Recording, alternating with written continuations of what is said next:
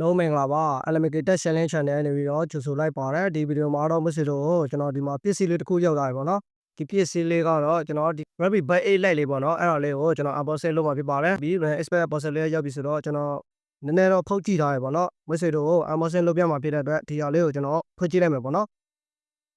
ဒီဟာလေးကိုဖွင့်ကြည့်မယ်ဘာတွေပါလဲဆိုတာကိုကျွန်တော်ပြမယ်ပေါ့နော်အဲ့ဒါတော့ဒီမှာတော့ကျွန်တော် Rabbit Bite 8 Lite လေးရပြီပေါ့နော်ဒီမှာ Redmi Bite 8 Lite လေးပါအဲ့ Redmi Bite 8 Lite လေးကိုကျွန်တော်ထိုင်ရနေပြီးတော့ပေါ့နော်ကျွန်တော်ရန်ကုန်ဖိုးဆိုင်ရနေပြီးတော့တခါမှလိုက်တယ်ပေါ့နော်အဲ့ဒါလေးကိုကျွန်တော် unboxing လုပ်ပြမှာဖြစ်ပါတယ်ဘာတွေပါလဲဆိုတော့ကျွန်တော်ဒီမှာ case လေးတစ်ခုပါတယ်ပေါ့နော်အဲ့ဒါလေးကလည်းကျွန်တော်အပြင်ကအစော့လေးပေါ့နော်အဲ့ဒါလေးကိုလည်းကျွန်တော်တခါတည်းဝယ်လိုက်တယ်ပေါ့နော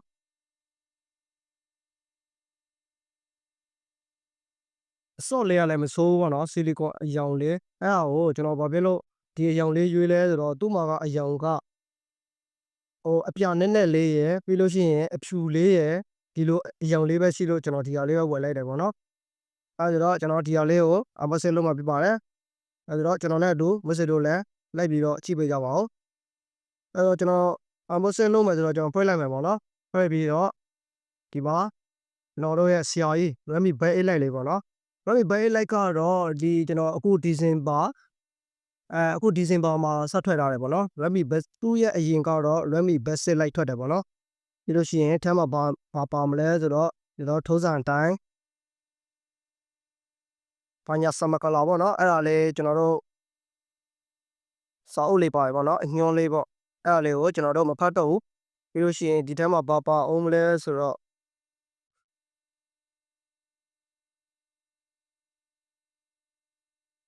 ဒီထဲမှာအစော့လေးပါတယ်ပေါ့နော်အစော့လေးကဒီထဲမှာ2ခုဒီထဲမှာတစ်ခုဆိုရင်3ခုပါမယ်ပေါ့နော်အဲ့ဒါလေးပါမယ်တစ်ချက်ရှိတာတော့ဒီထဲမှာအာသွင်းကျိုးမပါဘူးပေါ့နော်အာသွင်းကျိုးမပါဘူးအဲ့တော့ကျွန်တော်ဒီဟာလေးကိုကျွန်တော်ဖွင့်လိုက်မှာပါတယ်အဲ့ဒါရဲ့ဆရာကြီး Redmi Bite 8 Lite လေးကဒီမှာရောက်ပြီဖြစ်ပါတယ်အဲ့တော့ကျွန်တော်တစ်ချက်စမ်းကြည့်မယ်ပေါ့နော်ကျွန်တော်တို့ဖွင့်တာနဲ့မီးလေးခလုတ်လေးလင်းရပေါ့နော်ပြီးလို့ရှိရင်ဒီဟာလေးတစ်ချက်ဒီပိတ်ဖွင့်လေးတာမှာသူကတော့ဘယ်လိုဖြစ်လဲဆိုတော့အတန်ကတော့နည်းနည်းလေးကျယ်လို့ပြောလို့ရတယ်ပေါ့နော်ပြီးလို့ရှိရင်နည်းနည်းလေးလည်းအရင်ကျွန်တော်မှရှိတဲ့earbud တွေနဲ့ပုံစံမတူဘူးပေါ့နော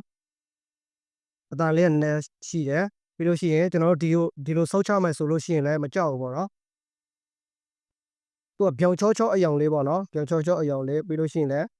ဒီမှာကျွန်တော်တို့ဖွင့်မယ်ဆိုလို့ရှိရင်တော့ဒီဟာလေးဖွင့်မယ်ဒီဟာလေးကိုတစ်ခါတည်းဖွင့်လိုက်တယ်ဆိုလို့ရှိရင်ကျွန်တော်တို့ Redmi Bite 8 Lite ဆိုပြီးတော့ဖုန်းမှာတန်းပေါ်တယ်ပေါ့နော်ဘယ်ဖုန်းမျိုးစားမယ်ဆိုတန်းပေါ်တယ်ပြီးလို့ရှိရင်တော့သူ့မှာတော့ဒီမှာချလောက်ပါဆဲရှိတယ်လို့ဘာလို့တော့မပြောက်ဘူးပေါ့နော်ကျွန်တော်တို့ဖွင့်လိုက်လို့ရှိရင်မိခလုတ်လေးတစ်ချက်လင်းမယ်ဖွင့်လိုက်လို့ရှိရင်ကျွန်တော်တို့မိခလုတ်လေးတစ်ချက်လင်းမယ်ပေါ့နော်အဲ့ဒါလေးရှိတယ်ပြီးလို့ရှိရင်သူကတော့အောက်သိန်းခေါင်းကတော့ကျွန်တော်တို့ Type C အောက်သိန်းခေါင်းနဲ့ပဲလာတယ်ပေါ့နော်သူပြောတာကတော့ကျွန်တော်တို့ Noise cancellation ပါတယ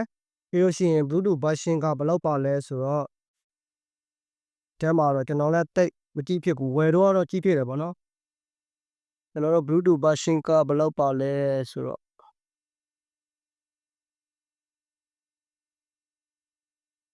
ဒီမှာတော့သူရေးထားတာကတော့36နာရီခံမယ်ပေါ့နော်ဒီဟာပြီးလို့ရှိရင် noise cancellation ပါမယ်ပြီးလို့ရှိရင်7.4 mm အထိကျွန်တော်တို့အဝေးကြီးရတယ်ပေါ့နော်အဲ့ဒါရတယ်ကျွန်တော်တို့ပြီးလို့ရှိရင်သူရဲ့ Redmi Bite 8 Lite ဟိုပါပေါ့နော် Redmi Bite 8 Lite software လေးနဲ့လည်းကျွန်တော်တခါတည်းချိန်လို့ရတယ်ပေါ့နော်ဒီဗီဒီယိုလေးလောက်တာတော့ကျွန်တော်လည်း unboxing တခါမလုပ်ဘူးဒီဟာလေးဝယ်ဖြည့်လို့မဆွေတို့ကိုကျွန်တော်ပြပြတာဖြစ်ပါတယ်နောက်ဗီဒီယိုမှာတော့ကျွန်တော်တစ်လလောက်သုံးဆန်းပြီးတဲ့အခြေကြောက်လို့ရှိရင်တော့ဘယ်လိုကောင်းလဲဆိုတာလေးကိုမဆွေတို့ကိုကျွန်တော်တစ်ချက်ပြပြမှာဖြစ်ပါတယ်ကျွန်တော်ဟိုအရင်တော့အကျူ CY-T5 Pro လေးဝယ်တယ်ပေါ့နော်အဲ့ဒါလေးကတော့ကျွန်တော်အခုတော့ပြတ်တော့မယ်ဟောင်းလဲဟောင်းသွားပြီဆိုတော့ဒီဟာလေးကျွန်တော်ဝယ်လိုက်တာဖြစ်ပါတယ်တလားလောက်ကြာရင်တော့ဒီဟာလေးရဲ့ဘယ်လိုကောင်းလဲကောင်းကျိုးတွေဆိုးကျိုးတွေကိုကျွန်တော်ဗီဒီယိုတစ်ခုလာဖို့ရှိပါတယ်ကျွန်တော် unboxing ဗီဒီယိုကိုမလုပ်ဖူးတာဖြစ်တဲ့အတွက်ဒီဟာလေးကိုလည်းမဆွေတို့လည်းသိလို့ရအောင်သိချင်တဲ့သူတွေအတွက်လည်းအဆင်ပြေအောင်ကျွန်တော်ဒီဟာလေးကိုပြပြထားလို့ရပါတယ်ကွန်မန့်အောက်မှာကျွန်တော်တော့ဒီဗီဒီယိုကိုစပွန်ဆာယူထားခြင်းလည်းမရှိဘူးပေါ့နော်ကျွန်တော်မဆွေတို့ကိုသိလို့ရအောင်ပြပြပေးခြင်းဖြစ်ပါတယ်တကယ်လို့ဝယ်ချင်တဲ့သူများရှိလို့ရှိရင်လည်းကျွန်တော်လာမေးလို့ရတယ်ပေါ့နော်အဲဆိုတော့ဒီဗီဒီယိုလေးကိုကြည့်ပြီးတော့ ကျိုးတစ်ခုရှိမှဆိုလို့ရှိရင်ကျွန်တော် channel လေးကို like subscribe လေးလုပ်တော့ပေးပါဦးအားလုံးကျေးဇူးတင်ပါတယ်မင်္ဂလာရှိသောနေ့ရက်လေးပတ်စံနေကြပါစေ bye bye